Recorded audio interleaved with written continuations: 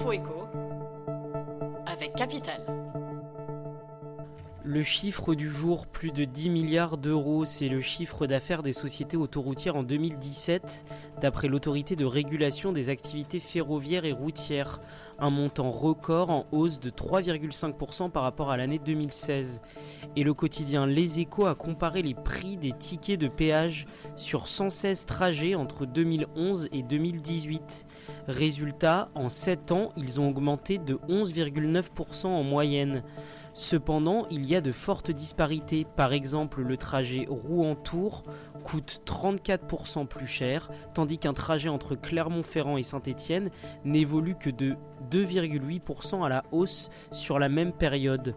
Une augmentation que le gouvernement n'a pas réussi à stopper en février 2019, même s'il a obtenu des réductions pour les gros rouleurs.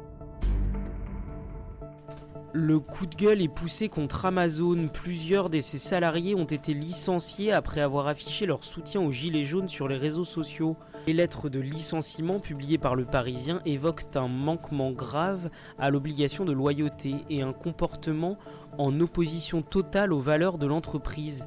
De l'autre côté, certains salariés et conduits comptent contester leur licenciement devant les prud'hommes. Mais leurs chances sont minces puisque les messages postés sur les réseaux sociaux étaient publics. Amazon ne viole donc pas le secret des correspondances. Le géant américain a ainsi licencié une dizaine de salariés en France et se défend de toute chasse aux gilets jaunes. On termine avec Gérald Darmanin, le ministre des Comptes publics. La rumeur de son départ du gouvernement circulait depuis plusieurs jours suite au décès du maire de Tourcoing. Dans un entretien accordé aux Parisiens, Gérald Darmanin a déclaré vouloir continuer au gouvernement et ne pas rejoindre son ex-mairie. Pas pour le moment en tout cas, puisqu'il se portera candidat aux élections municipales en 2020 à Tourcoing. En attendant, le ministre des Comptes publics compte s'attaquer aux niches fiscales dont plus de la moitié des recettes profiteraient à 9% des plus riches. Il écarte cependant toute réforme de l'impôt sur le revenu et le retour de l'ISF. C'était l'Info écho avec Capital.